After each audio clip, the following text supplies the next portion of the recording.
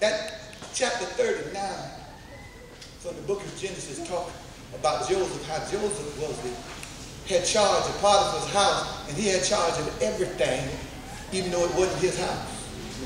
And I just want you to know, we pastors kind of in the same situation.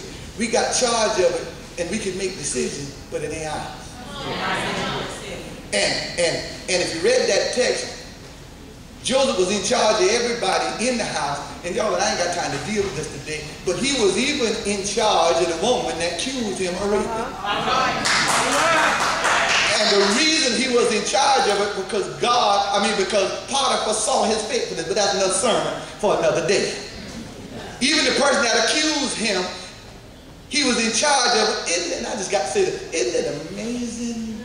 Isn't it amazing the people who think they got relationship closer than you to somebody else will be the one who always try to take you out. I'm going to my seat now, Pastor Mike. You got some folk that's going to be around you, because what y'all doing ain't around you because they love you. And you're going to have to watch them now. You're going to have to discern them, because when you wasn't doing nothing, they didn't hang out with you. But now that you start something, they're showing up, and because you out there, they just want to be in your presence so somebody can see them.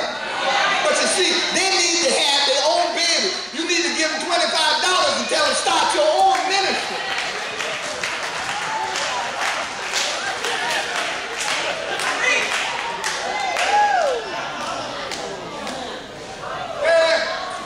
Let me get out there, but I start working.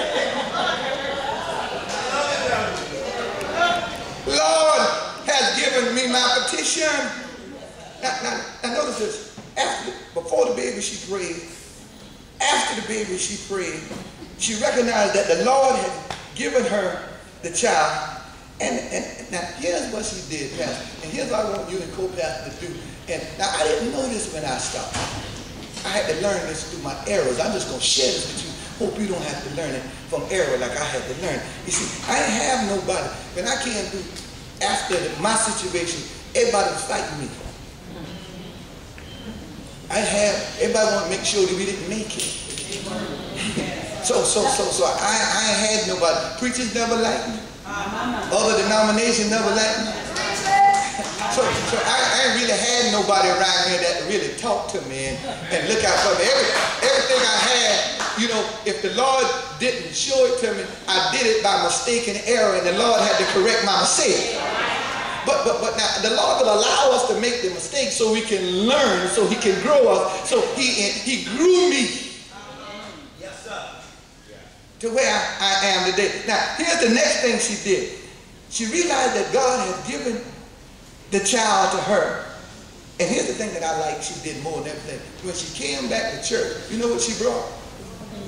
She brought the child. And she said, Pastor Eli, look at him.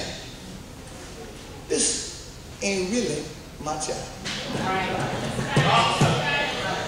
This really the Lord's child. And here is what I'm going to do. I prayed for this. I had to go through the pain. I had to go through the birth pains. I had to go through the nurture pains. And I went through all the problems in the situation. But now, I'm going to give them back to the Lord. I love that. She said, Lord, you gave him to me. And now I have prepared him and I'm giving him back. Here's what I'm trying to say, Pastor Mike, as I get ready to go. You started Trinity. You done birthed Trinity. Now, if you want Trinity to go, you can't keep it. If you want Trinity to grow, you can't keep Trinity. Trinity is not yours. If you want to see Trinity itself, you got to say, Lord, here is Trinity back.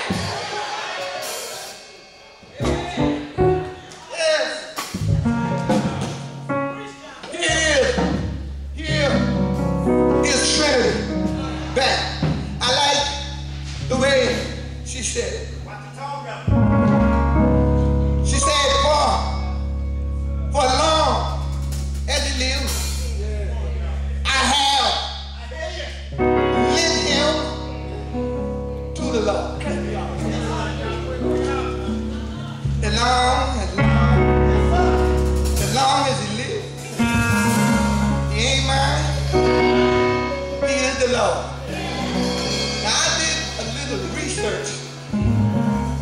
if it lasts as long as it lives, and if they leave here, I can never get it.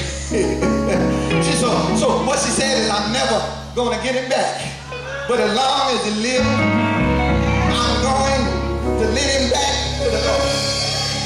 I'm glad I didn't stop reading there. Because if I had stopped reading there, I would have missed the most important part of the text. Ain't it all right?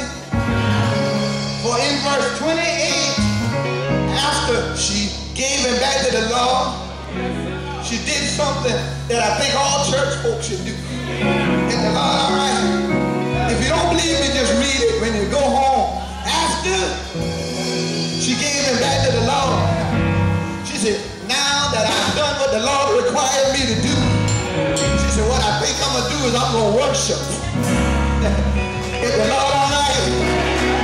In verse 28, she said, now I done had the baby. Now I done struggled. Now I have cried. So all I'm going to do now is I'm going to worship the Lord. Is the Lord all right? And if I had to stop reading in chapter 1, I would have missed the whole story. Because in chapter 2 is entitled The Praise Song. Yes, it is.